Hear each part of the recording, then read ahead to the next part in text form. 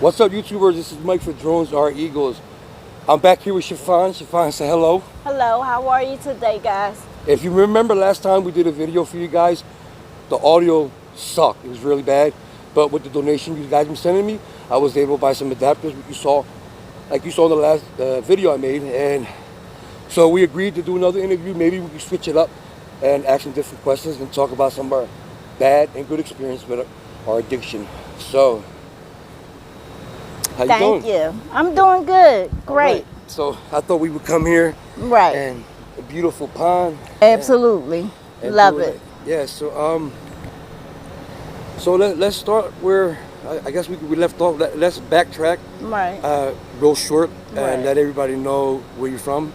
I'm actually, my mom moved a lot, but my grandmother, like I said, has a big family. So we moved a lot, but my family is from West Philadelphia. So I say I'm from West Philly. But Any siblings? Yes, I have one brother, and I have an adopted sister. Okay. And I also have adopted little brother now, who's 8 years old. Okay. Yes. All right. So I remember last time we was talking about that. You want to talk about the addiction real quick? Yeah, in a nutshell, absolutely. real quick, for the people that didn't hear it, real quick, like how it started and all that stuff. Right. Like I told you guys, my addiction started through surgery, and it changed my life and my family life as well. What was your first choice of drugs? My first drug choice was Percocets and Xanax. Everybody starts with Percocets. That's on the heroin, basically. Yes, because I had smoked weed from time to time. I drunk from time to time, but never a struggle with anything. I did smoke cigarettes. Okay. The biggest battle today was the Xanax and Percocets until today. That's my biggest battle. I know you just said you left the dentist's office. Yeah. That's been a weakness for me. The dentist, yeah. I'm trying to, as you can see, I'm getting it done. I'm getting dentures done today. I had to go for my second molding, but they found another cavity, so I have to take care of that first. But I'm getting my teeth done and fixed. So. Yeah, it's been really a struggle. I just had 6 teeth taken out, and of course from drugs, my teeth started decaying like over time, bad, and I would have a big problem. I would go to the dentist, and when it be time for me to start having the surgery done and stuff like that on my teeth, I would relapse. Wow. So that was a big struggle for me, is the denture part as well. Yeah, the denture part. Right, a lot of people that is using heroin or fentanyl, their backstory always starts with the doctor or the dentist giving them prescription Percocets, and then they get addicted to it and they start using. Then it turns to the 30s and it's very expensive, and then it turns to $5 bags. Like, go do the math, you know. Right. Cheaper. Right. And then it leads to shooting, and then it leads to the streets, and it's very hard to get off. But I know where you're coming from. Yes. Yeah. Well, me, I never tried Percocet. I went straight to the dope because I was telling a story yesterday about how my baby mom, who my daughter's 25 now, well, her mother sold her last can of formula for a bag of dope, knowing that we didn't get our WIC checks until the next day. So that was one of the reasons. It might sound crazy, but that was one of the reasons why I tried heroin. When I saw it on the table, I was like, you know what? I want to see what's so good about this drug that made a mother sell her daughter's last can of formula. I got it, and that was it. I tried it. Then it was every other weekend. Then it was every other day, and then every day. One thing my mom would tell me about, which one of our last discussions for you guys, my mom has been very supportive in my recovery. My mom takes me and brings me. She took me for a whole year. Took me, brought me back to my outpatient for a whole year. Wow. With me having a car. And at first I didn't acknowledge the support, but my mom had shown me a lot of love with bringing me and taking me to this outpatient because I didn't realize how selfish I was being, not to just my children, but to her. Exactly. Because it does, your thought process changes. So your baby mothers might have thought, this is my last can of milk, but that was not on her mind then. It was, how can I get the next? Right. It was, I'll think about the milk later, or maybe I could breastfeed. You know how you tell yourself these, you know, not logically speaking, but you self-talk, like maybe I'll find a way, but this comes first, and that's what it winds up being, your first. You know what you didn't talk about last time? Yes. You don't have to talk about it if you don't want, but I heard you talk about it in group about your son's father passing recently? Yes. You want to talk about that? That's fine. Okay. That's fine. Me and my son's father met when I was 15 years old. He just recently passed away. It's going on 2 weeks. He passed away. He was he has kidney failure, which was he was on dialysis, and I want to say it was almost his second year, and I just got a phone call, and his aunt told me that he was dead. Wow. My son is 14 years old, so. Sorry to hear that. Was Yes. he supportive to your son? Very. That's he good. was very supportive. Shout out to the dads out there to support your children. Yes, Shout very supportive father, the best he could do. He was there, even for my other 2 children. He's not their father, and he basically raised my oldest son. Okay. So we're dealing with that, and with me being clean, it's easier for me to get through days, because I had to acknowledge he's not walking through this door again. You know, he's not coming back. Yeah. So you mentioned if we was going to talk about Bree. Right. I'm sure a lot of you know Bree's the girl who set on fire on Tioga, I believe Tioga, right? Right. We could talk about it. Right. Bree's story, it touched me because it showed it doesn't matter how far you got in life before your addiction with her going to college, on her way to becoming a doctor and things like that. It goes to show it doesn't matter how much how far you got in life, how you can help others and stuff like that. The addiction is really stingy and it's sad. But what I heard on the video had me a little puzzled, because it says something about teenagers, but then it was said, you know, that a man and a woman, they were arguing. But when the video first came out, it said teenagers set her on fire. If you go back and you look, it's talked about teenagers setting on fire, and then it was a man and woman and Bree, and they were arguing. Right. The man actually was set on fire as well. Wow. Or he just so happened to be by it and got caught on fire as well. I didn't hear that part. Yes, if you go back and listen to some of the stories, I think even the news didn't acknowledge far as teenagers, kids. It said a man and a woman. I just read what I saw on YouTube and Facebook. Yeah, I didn't watch the news at all. Yeah, so it was news to me. I didn't know about that. That's why when... but she has a point, though. Just because you're an addict, it doesn't mean you was never nothing. When I was out there, copying and selling, I met doctors, lawyers. There were addicts sleeping in the street. There used to be doctors, and used to be lawyers, and even police officers. So that's why, it's a disease. We all have it, and we're just controlling it right now. And praying to God that we keep it that way, because a lot of us relapse, like I was mentioning. I relapsed last August, but it's a disease, and I see a lot of them crying, talking about how they get disrespected in the street, and we're all humans. They're just humans. Right, yeah. Absolutely. That's why when you brought up Forrest doing Kensington News, I was willing and able, yes, let's do it, because there's so many people out there who are struggling, and bad things happen every day. Every day. She's the one I'm talking about. I mentioned that I was looking for someone to help me with News Kensington, and I picked her. I was checking her out, getting to know her in group, and I thought she'd be a great candidate to help me out, because I think the pool channel like that, if we do pull it off and it's successful, like a lot of people are telling me it's going to be successful, I think for a job like that, you need 2 people with right minds to do something like that. And like I was telling you yesterday with the woman that was attending our outpatient, and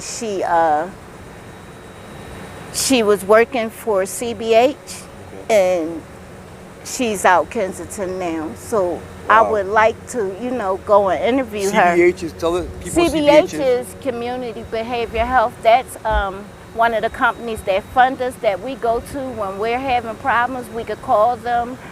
They listen, they advocate for us. They also have job opportunities for us as well when you have when you have a substantial amount of time clean.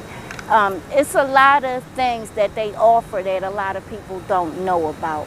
CBH, remember that. So once you go Google and check it out if you need assistance in what we're talking about. Yes. So what did you think about Saturday night in Kensington? I actually said he crazy, but I loved it. I loved the video. I love what you did. I'm never doing it again. Never? Nope. What? What? I always tell my viewers, if you have any ideas, right, do it, as long as it's not illegal. Yeah. But now I did this one, that's I'm not going to do it no more. And I said I was going to get a lot of feedback. Right. Negative feedback. Right. And I was right. A lot of mothers out there was like, you shouldn't be selfish, think about your children. Right. And I knew I was going to get it. I knew. Right. But like I said, I just wanted to experience both parts of it. I experienced the addiction, and now with the experience the homeless part and sleeping outside. If I'm going to have a platform to talk about it, I want to know the whole 9 yards. So that's why I did it. My thing with you was, I said, I'm glad that nobody did offer for you to sleep in a tent, because I think you should be aware of your surroundings. Somebody said that. Yes. That's why I think you shouldn't sleep in a tent. Yeah. But other than that, I don't think I would. To be honest, I don't think I would have fell asleep. Right. You wouldn't have. Not because when I'm home, I cannot lay down and go to sleep unless I double check the front door, unless I double check the stove. Right. So that's how I am. So I don't think I will be able, because I hear stories that people they've been up for 3-4 days, and then when they finally pass out, like, you can kick them in the head, they won't even wake up. That's how tired they are. And I heard stories of people waking up and their drugs were gone. Like, people go through your pockets when you're sleeping. Absolutely. So and people are like, that's why I finish all my drugs before I go to sleep, because it's not going to be there in the morning anyway.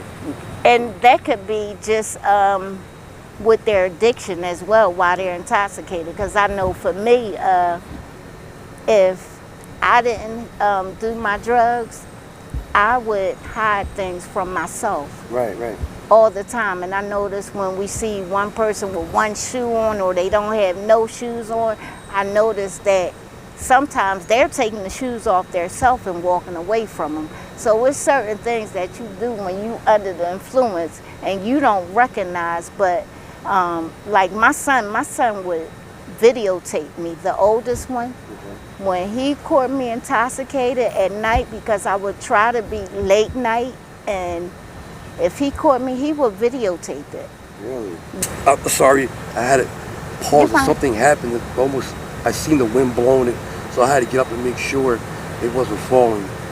So you were saying about your son? Yeah, my son, guys, he was over 18 too, but he would catch me and videotape me and show my mother the videotape as well. Wow. We were staying with my mom at this time until I had found a new place. And I wouldn't use every day. I would use like once every 3 months, or maybe once a month a few times, but it wasn't every day. Once I started wanting to get clean, I want to say like the last 2 years, I never used every day. If I used, it would be maybe for 2-3 days straight. And to get a little off subject, I would detox myself at home. Okay. So I put my body through a lot. Yeah. I detoxed a lot at home. I've done it. I know what you're talking about. I've done it. A lot. Another thing you was talking about last time, I don't think when I watch back, there was a lot of parts of the audio, they pick up a lot of it. But you don't have to talk about it. But if you want to let the viewers know, you said that one of your dad was one of your suppliers? Yes. You want to talk about that? It's fine now. Okay. Now. Yeah. Because he would choke me, guys. Yeah. Well, he would kill me. You want to tell them about that? What was he supplying to you? How old was he? Well, one problem I have, and that's as far as going to these outpatients, I don't know if I told a lot of people or not. When you come into, we're in a MAT program, which is medical assistance therapy. And when you come in these programs, you have to have opium in your system. Right. At the time, I wasn't using opium. Okay. Like I said, I struggled with Xanax and Percocet. I wasn't even using Percocets at the time. I was just struggling with Xanax. So when it was somebody who introduced me to, a woman that I called my mom in the streets. Sometimes we addicts, we develop another family in the streets, and I did as well. I had a mom, a dad, and a brother, my street family. I never lived in the streets, but I would be in the streets, during the day or whatever. Right. So my street family, my mom introduced me to the methadone, the detox with the Xanax. Okay. So that's what made me want to come to the MAT program. When I got here, I had no opium in my system. And I don't even know what made me. I think I want to say I tried it. I did try heroin like 5 years prior to that, but I never picked it back up. Gotcha. And this particular day, I just said, let me just get a bag of dope. I don't know why, but I did. Right. And was it fentanyl then, or was it still heroin? I don't know. It wasn't fentanyl then. It was almost, I think it was a year before. Okay. Fentanyl was coming out real heavy. Gotcha. Because it was still brown. So I knew my dad knew where to go. And he took me, he took me and I had got a bag. But make a long story short, I started snorting heroin after that. And it wound up progressing to where as though I was doing too much. And I don't know how it came into play with my dad starting to sell heroin, but he started selling it. And that's how I would get it. So I didn't know nothing about so he was your main supplier? Yeah, main. Yeah, when I noticed when you talk about that, you look very emotional. Yeah, because I didn't have my dad in my life for years to come, and I don't know if that first day when he called me years later and asked for help, I don't know if I knew then it was going to be so much pain involved. I don't think that I would have done it. I don't know how I would feel if my mother found was providing me with drugs. That's why I see it in your face when we talk about different topics. Yeah. That I see it in your face is very emotional to you. Absolutely. Yeah. Like I might not cry over it, because certain things, after time comes when you start reliving it. Once you self-talk and talk to other people. Once I let a therapist know our secret. Right. And I also did let my brother, my kid's father know, and that was a disaster. Yeah. But yes, I get, one thing, my dad is deceased, so it's like, I hope that he went, where it's peaceful, he's living okay. Is he all right? Of course, I love my dad. I love him. And I guess that's the way he knew how to show love to me. Right. Because when he passed, he wasn't supplying me anymore. He told me that a friend had told him You know, I don't know how the friend noticed because I would be close to my dad, but I also was his caretaker. But his friend had told him, if you love your daughter, you know, as much as you say you do, you won't give your daughter any drugs. The friend noticed. I don't know how, but he did notice. And from that day on, my dad never supplied me. I don't care if I called him crying, anything. So what was your goals growing up when you was a little girl? Like, what did you want it to be when you grew up? Oh gosh, I wanted to be an actress. An actress? I did. Why you laugh? There's nothing wrong with that. Yes, I wanted to be an actress. I wanted to be on Bold and the Beautiful. The stories, yeah, I would make myself cry. That was my dream, and I don't know why I didn't pursue it. Once I got into the hair field, I took off with it, but I never got my cosmetologist license. I do hair. I'm good with scissors and razors. My last book. She does hair really, really good. I've seen her work with somebody that comes to the group. Good, real good. My last hair book was in Black Beauty. I'll show you guys a picture or whatever. I was in that, and that was, I forgot what year it was, but the last book I did was Black Beauty, and after that it was like, once the pills came in, it takes away far as your, what you love doing, and I love doing that as a hobby as well. Let me ask you this. If you could be the mayor of Philadelphia, what would you change about Kensington if you can change it? Like, what would you do? That's a big job. Because I don't know if you noticed, here in Philadelphia, the mayor made a comment that was like an eye-opener at the shooting on the Parkway. I can't quote it because I forgot what he said, but I can tell you something like what he said.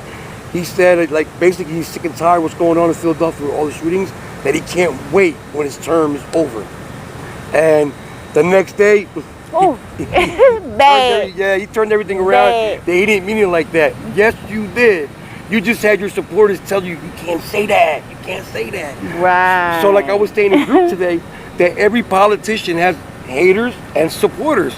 Now, he's going to have all his haters protesting at City Hall to get his ass out. Because you don't say that. You do not say that. Right. Because you're basically saying is, I don't care about your city. I don't care about the chief of police. Right. I don't care about the DA. Just leave me alone. Do what you guys were going to do. Right. I got 9 months left and I'm out. That's not how you run a city. You know, you got to be in charge. You're the leader. And that's not the way you run a city. So if you can be him. First thing I would change was the open air. You know, it's open air drug market, first of all. That's open air, and that shouldn't be.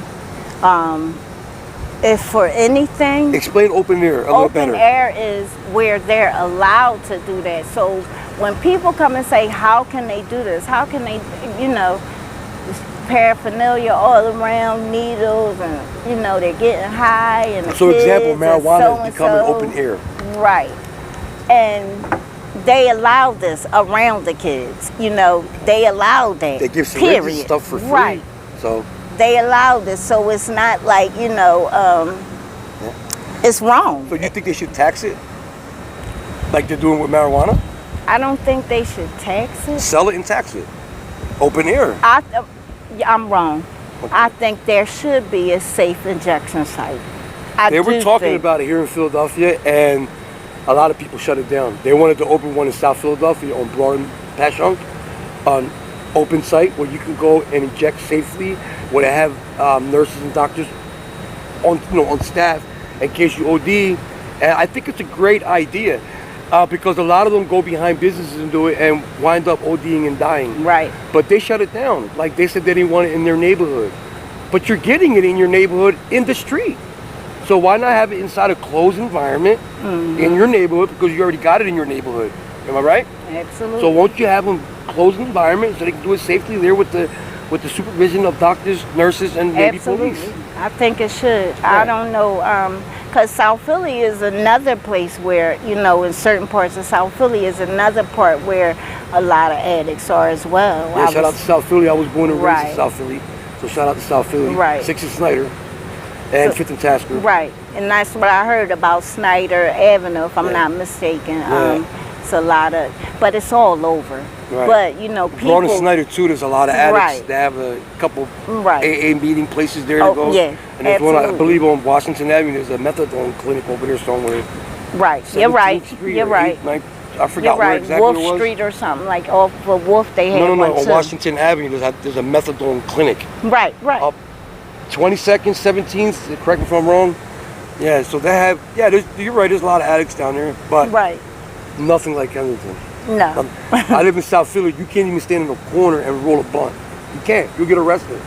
But in Kensington, you can shoot and smoke rock in front of a cop. Right. So Same that's the police first force. thing I would change. Philadelphia's finest. You go figure, you know? Yeah, that's the first thing I would change. That's a good idea, though. What I would do, I would do that. Clean the street, but definitely clean the street. And the most important thing I won't do is lie. You know, don't kick these people out of their tents because that's the only place they have to sleep. And say, oh, we're going to give you housing, and then they go apply and they're denied. No, who told you? Like who told you? You know, like who told you can get housing with us? Basically, you're homeless. You live in the street. Isn't that what they do? Give people housing when they're homeless? Absolutely. But since they're addicts. Speaking of that, I live now in a income-based apartment. Okay. And there, when I did that application, it also says something on there about using needles as well. So you have to sign a lease, and I'll bring you a copy of this, where you can't use needles in there either. Wow. And that's yep. That's wild. Yep. That's wild. So I don't know if this all income-based places, but I know this one you can't. Right. So, how about you had a wish? What would you do?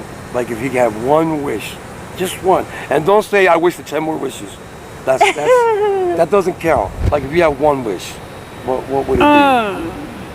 If I had one wish.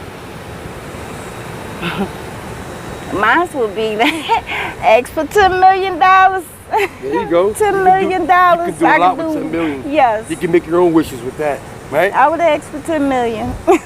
I'll probably wish for health. True. Peace and health. True. Because, like with that $10 million, if your health ain't good, can't even spend it. But you can give a lot of it out away. Yeah. Do you have any bad drug experience? Oh gosh, I told you my bad drug experience. You want to share one or two? When you say bad drug. Bad. I got a lot too. When I told you the drug experience was with the young lady, one thing I always told myself, I would never cop a drug off a child. Never. Off a child? No. Never. I don't play with kids. No. So I don't want them playing with my money, first of all. That's, I hear that. You know, so no. I would never cop off a kid. And I remember a young lady I went to the clinic with, and Cop is buying drugs. Cop is buying. If you don't know that, but I'm sure you do. Just go ahead. A young lady, like I said before, they toured the bridge. Is it the bridge, the train tracks or whatever? Which one are you talking about? The one on the one up Kensington that they're near? The one on Lehigh? I guess. Is it Lehigh? Yes, it is. Yeah, I know what you're talking about. Right. Not the L. No. The train track. I know what you're talking about. People, if you go to the end of the train track, a lot of people died over this because they were living there and shooting up. Right. I know exactly what you're talking about. As a matter of fact, Rocky ran down them tracks and Rocky went into. I never knew nothing about that, but this I know young a lot of areas lady, in Kensington about Rocky movies. But go ahead. She had took me, first of all, like I said, she copped off the kids. That was the first thing that I looked at, like why, and they had actually took some of her money, and she like, I gave them, I'm like, listen, you're not gonna argue with them. You shouldn't have did that with them, first of all. And she took me, this little side where you go down there, whatever, and we weren't too far from the opening. We might have walked a couple feet or whatever, and she had the works in her hand. And I remember a guy walking past and him saying, no, you need a tie up, you need a tie up, you need a tie up or something. Next thing you know, the needle was filled. Tie up for what, for the arm? For the arm. Okay. The needle was filled, and he walking past, he's saying, no, you need a tie up, you need a tie up. And I'm looking, he getting a little closer. Next thing you know, he snatches the needle out her hand. Wow. And I froze, like, and she screaming, she got help, or whatever. So he still, ran off or whatever. But my thing, it scared me because the simple fact, the desperation and stuff, he didn't know if it was used, right. Stuff HIV like that. Yeah, HIV. I couldn't pull out no money. I'd have gave him money. Right, Anything could have happened, and that was the scariest thing. Where I was like, "What am I doing? Why am I here?" And I got my behind up out of there, and never, because sometimes when you're in addiction, you get caught up like, and that was a big eye opener. That was the scariest thing I've ever experienced for me. My bad experiences was knowing, get to know people, young people, and watching or hearing them die of the drugs. And I had a lot of them. Like, but some of you know I used to sell coke. I used to sell heroin in the early '90s. And there's this one girl that used to come to my house to buy heroin off of me. But she was like maybe like 19 or 20. She used to come with her boyfriend. But she was like one of the most beautiful person I ever seen in my life. Like, I couldn't believe how beautiful she was. Like, she was shining every time I saw her. And I couldn't believe she was shooting this drug up. Right. It was heroin at the time. Right. And a couple of times she would come over by herself without her boyfriend. And I used to ask her, like, how did you get into this? Like, why? Why are you doing this? Right. I felt kind of funny selling it to her. That's how beautiful she was. And she said, I don't know, my boyfriend introduced me to it. And I was like, that's scumbag. He introduced you to shooting up. She was like, yeah. She said she went right straight to shooting up. She never snort or nothing. I was like, I can't believe as beautiful she was that her boyfriend shot her up heroin for the first time. So anyway, at like a year goes by, and I done moved out of there. I stopped selling. I saw one of her friends that used to also buy from me. And I asked about her, and he told me she passed. So she passed like 21, 22. And I'm like, was she OD? He said that she shot up with a dirty needle, and she had an infection in her heart. Right. Something. Is it septic? Something. She had an infection in her heart, and it killed her. And that just blew me away. To this day, I think about her. And I can't even tell you her name. And to this day, I think about her. Things like that, when you see somebody that beautiful, that had potential in her life, and she's young, and then here she's gone. Because it's something that someone that's supposedly supposed to love her did that to her. And that's sad. It's like, I got a lot of stories like that. We'll be here all day talking about it, but I just wanted to give you one of them. Well, I know. One thing I wanted to bring up, I know what made me think about. I was watching Miles' channel on AML Films. Shout out to Miles, AML Films. Shout out to Miles if you're watching. Go sub him up if you're not subbed in. Go ahead. I was watching. I can't think of his name right now, but the guy in the wheelchair. He took him to the hospital, and he had an infection. And usually when you have them type of infections, you have to get IV antibiotics. And I had caught an infection a few years back in my leg. Okay. Actually, it comes in your nose. I caught MRSA. MRSA, that's what I was about to say. I caught MRSA. And they said it begins in your nose. And they said that I had to have scratched my leg. So I had a bump on my leg. They said I had to have scratched my leg, and the infection got in that way. Well, I know I woke up one day, my leg was so big. I couldn't move. I just felt so down and drowsy and stuff. I knew I was sick, but I didn't know what was wrong. And I called my mom. My mom got me to the hospital, and they said you had came just in time because they'd had to cut off my foot. Or lose your life. And yes. I know some people that died with MRSA. It was 3 months, and people always say, how can they leave the hospital? You wake up, when you had that surgery, I had surgery the next day, but when you had that surgery, your addiction is still there. You're still thinking about, and you're in this hospital bed, and it's how can I get one? Right. And I remember I had my paycheck on my card, and I called somebody from the outpatient to go get my drugs. And one particular day he couldn't make it up there, and I'm like, my money was getting low. I said, let me call and get some pills. And where the guy was, it wasn't too far from the hospital. I couldn't get nobody to go. I left the hospital. I left when they got my pills. You wasn't treated fully yet? Huh? You wasn't fully treated yet? No. Really? No. So you healed on your own? No, I went back. Oh, I went back. I went back to the hospital. I don't mean to cut you off. The reason why I say that because I had a friend named Michelle that had MRSA, and she was also in the hospital, and she had to get surgery, and they told her she couldn't leave. And what she was saying, she felt sick. There was nobody to bring her drugs that she had, and she left the hospital, and it was so severe that it was. I heard it on the police scanner that were looking for her. She died 6 days later. She died. It was my daughter's mother's best friend, and she died 6 days later.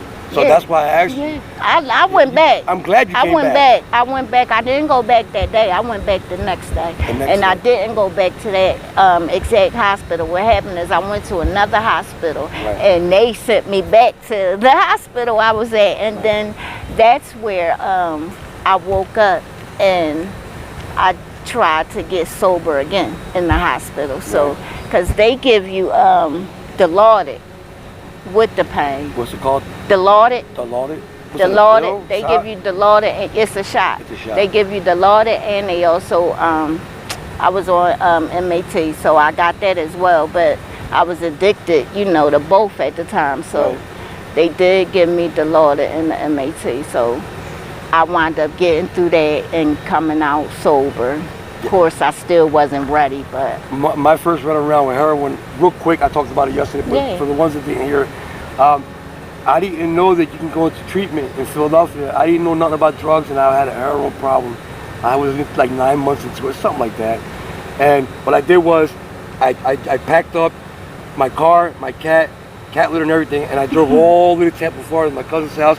I brought 2 bundles with me, $15,000 in cash.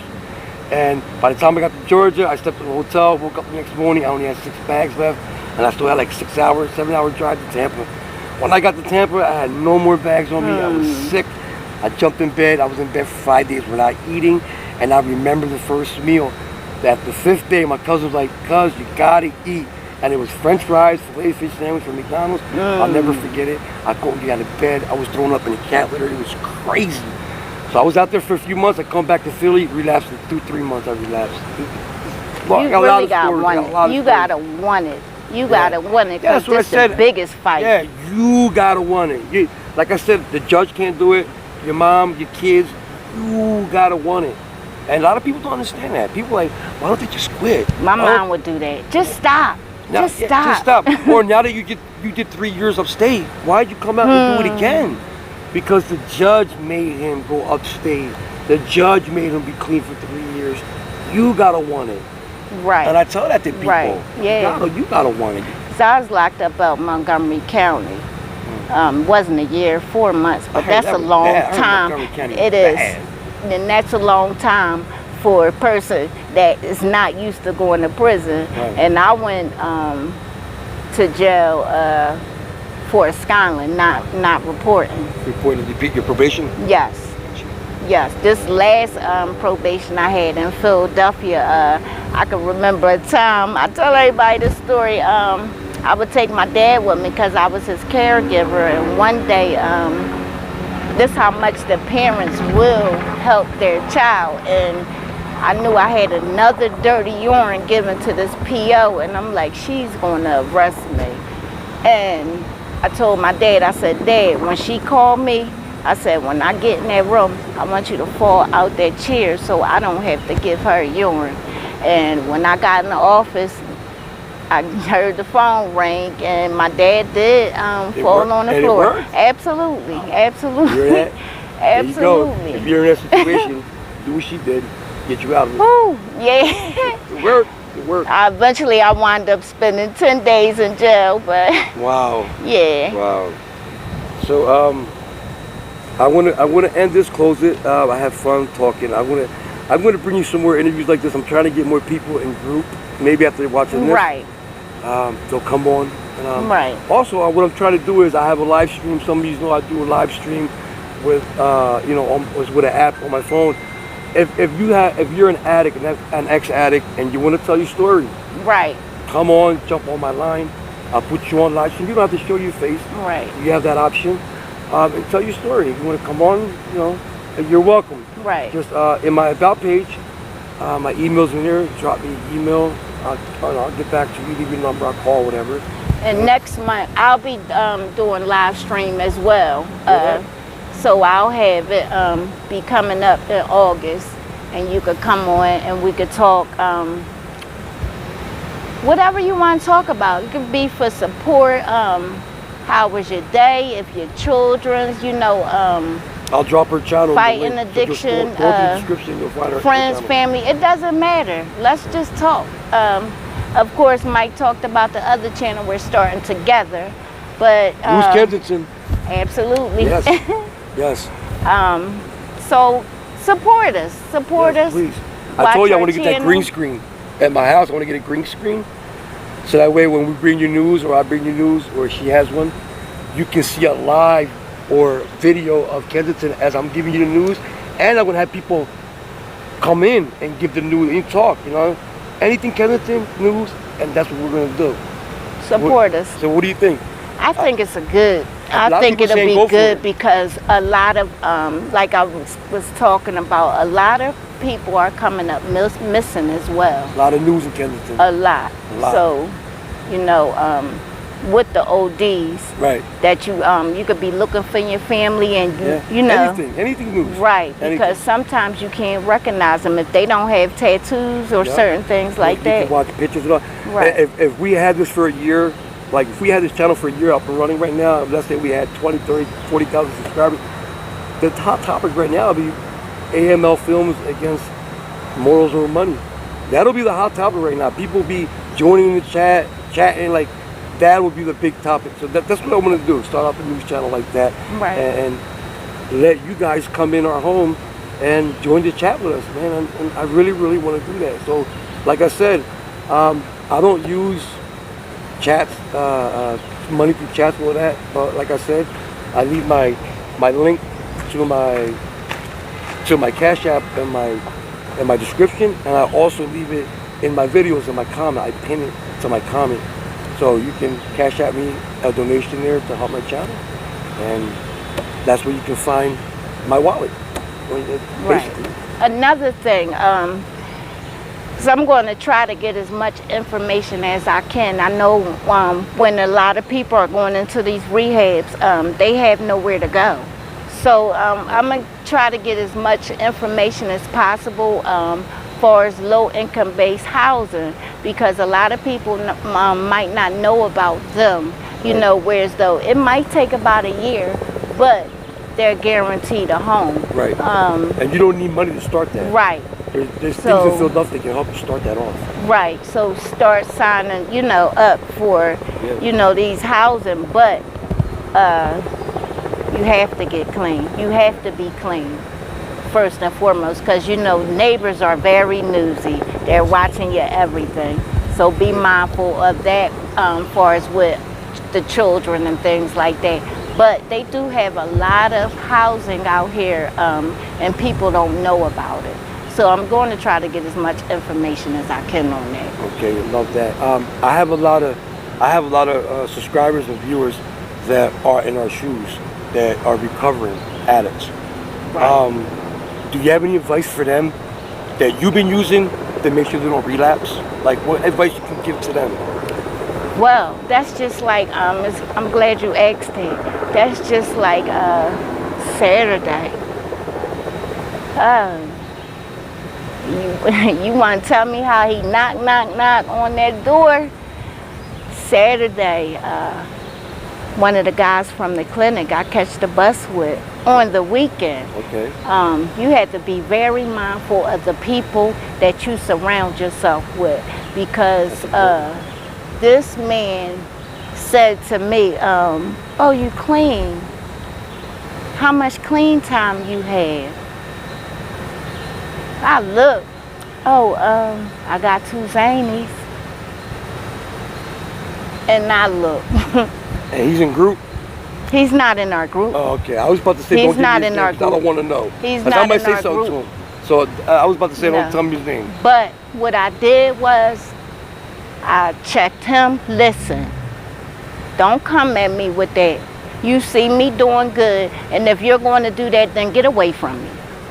But I've also talked about it. I shared about it.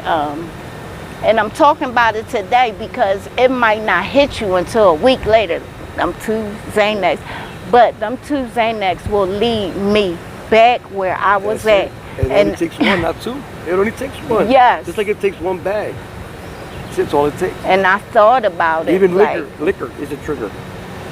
I drunk for 3 months, so it is. And I'm not a drinker. But anything that takes you outside of yourself, and I just love my life today. And that's good. I had moved, so I couldn't get my furniture upstairs. I want to say I had my furniture for like a year, so my son threw my furniture in the trash. Like I said, this was Saturday, y'all, for me that. I got a phone call 4th of July. You want to go pick out some furniture? Yeah. And I picked out new furniture. I just picked out a sofa. That's all I seen I like so far. But yes, so the blessings come. Yeah, they come. Stay sober, they come. Somebody told me that. I was telling them about how I had this challenge since 2018, but this in the last week or 2, I just started getting donations for the first time. And somebody told me, didn't I tell you, if you keep feeding the homeless on the holidays around Christmas with the children, all that's going to come back to you when you're in need. And right now, I'm in need, and it's coming. That's why I keep saying it's a blessing. Somebody left me $5 in my Cash App. That's a blessing. It doesn't matter. Absolutely. And they were right. It's coming around when I most need it. Absolutely. Thank you. Anything else? You want to close on anything? You want to say anything? Say. I just want to say thank y'all for subscribing. Shout out to Australia. Thank you. I know you're watching, Tammy. We appreciate it. We love y'all. Melissa, I know you're watching. We love y'all. Support our channel. Let your friends, family know, because there's a lot of people out here struggling with addiction. A lot. I didn't forget you, Sherry. A lot. So please help us with far as the news channel go as well, because we are going to need, donations or whatever, because we do go out and donate. I haven't done it in about 2 months, but I will go out Kensington. I'm glad I found you. I wanted to work with somebody, and I'm glad I found you. Absolutely, because I usually make sandwiches, water, and stuff like that, and give to them. Yeah. Absolutely. Yeah. So thank y'all. Listen, guys, like I said, you heard the audio, sounds perfect. You did that. You guys did that. And I want to thank you again for that. So I want to thank you for coming on. Absolutely. I want to leave a link to her channel in the description. You can find her channel. Please subscribe to her channel. She's going to come out with some good content for y'all. And look into News Kensington coming soon. Right. It won't be until August, you guys. Yeah, so it's nothing on there right now. It's coming soon to a phone or a laptop to you. So, like I said, thank you for coming on. Thank you. Thank you. If you're a new viewer, please subscribe to my channel. I also fly drones. And that's all I got to say. And also, I'm going to start ending with this. To the world, you may be one person, but to one person, you may be the world. Peace, everybody. Until next time, this is Mike for Drones Are Equals. Peace.